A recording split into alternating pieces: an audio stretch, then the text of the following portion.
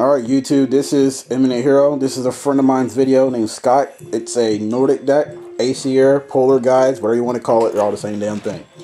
Alright, his synchros are, okay, you gotta bear with me here. Yes, he uses Voltaic Bicorn. It's a miller. It helps him get the stuff that he wants in his graveyard so he can bring back the Nordic synchros back easily.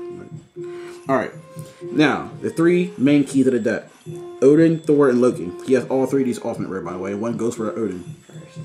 First edition. And you can't even see the damn picture. I don't know if y'all can really see that. But oh well. Basically, for all those that don't know what these guys do, all of them have their own specific type of tuner that brings them out. Loki is the spellcaster one, so he's brought up by the spellcaster Nordic tuners. Thor is the beast warrior, so he's brought up by all the beast Nordic tuners.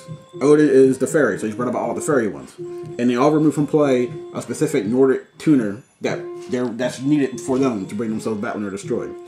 Loki can negate spells or try cards during the battle phase. And when he's brought back by his effect, you draw a card. Trap. Odin's the one that draws. Thor is a skill drain for your opponent's face-up monsters, and when he's brought himself back by his effect, your opponent takes 100. Odin can grant immunity from spells and traps, and when he's brought back by his effect, you draw a card. So all three of them have their own personal effects that can be good in their own specific times. Armor Yarn, you can't really go wrong with this guy. He gives any monster he's equipped to 1,000 attack and the burn damage based on the monster's attack that he kills while he's equipped. So you can't really go wrong with any of these guys with that. Alright, to his monsters, Sangan. He has a lot of search options in this deck with Sangan. He can really get up to, like, I want to say, probably 10, 12 different monsters. I want to say 15. Alright, you have Lothar. He's the one that says, when he is normal summon, while you control a Nordic monster, right? If you select one monster you control, and you can normal summon one other Nordic monster from your hand whose level is equal to or less than the monster you selected. So that's just basically an extra synchro. Mara is the one that lets you synchro from the hand. Not many monsters in this game let you do that. So he's a good one that can get out Loki really, really quick. And a lot of the Aesir synchros, their specific tuners have one in particular that can always bring them out really quick. This is the one that's for Loki. Svartalf is the one that says when he is normal summon, you can add one Nordic monster from your graveyard to your hand. So basically he recycles them. It's always good to recycle something. You can't go wrong with that. Alright, Tangrisnir is the one that says when he's destroyed by battle, you're supposed to summon 2 tokens to your side of the field. Basically, he helps with extra monsters to bring out Thor. Alright, this is the one that lets you one-turn Odin. Just like I said, this one's one-turn Loki. This one's one-turn Odin. When your opponent controls a monster, you control no monsters. When you normal summon this card, you can banish 2 Nordic monsters from your hand and special summon 2 tokens, which are level 4. So those 2 tokens plus her makes Odin. Now, this is the one that can go first turn Thor, but depending on what you get out and what you have on the field already. When he switched from defense position to attack position, you can special summon 1 Nordic beast monster from your deck, besides a copy of himself. So, what you do is set this card, hope he lives, flip summon it next turn, get out something else, follow it up with another normal summon, and there you go, Thor. Alright, gold effect is, if your opponent controls a synchro monster and you control no monsters, you can special summon this card from your hand. Basically, he gives quick field presence to synchro into your Aesir synchros. Tyr is the one that's pretty much a 2000 beat stick that grants immunity from your Nordic monsters being attacked. Vandus is the Prisma, or the King of the Swamp, the Beast King of the Swamp, pretty much the name adjuster, and she can adjust her level too, just by sending one from your deck to the graveyard.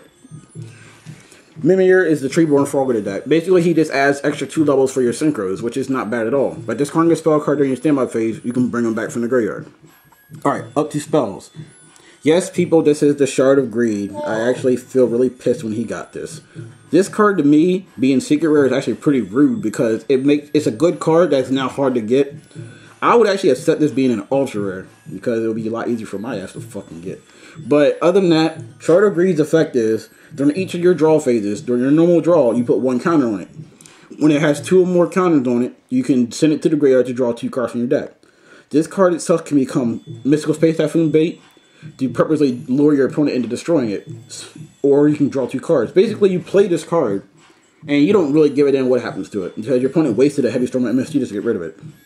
Alright, Pot of Duality. Everyone knows what the hell that card does. This deck doesn't have to special summon right away, so it can just get the cards it needs and hope it happens later. Alright, the Nordic Lights is their field spell that keeps all Nordic monsters from being destroyed by battle. But if Nordic Lights is destroyed, all face-up Nordic monsters are destroyed too. Dark Hole, I really have to say. Doesn't really make any damn sense to even explain, because everyone knows what the hell it's for.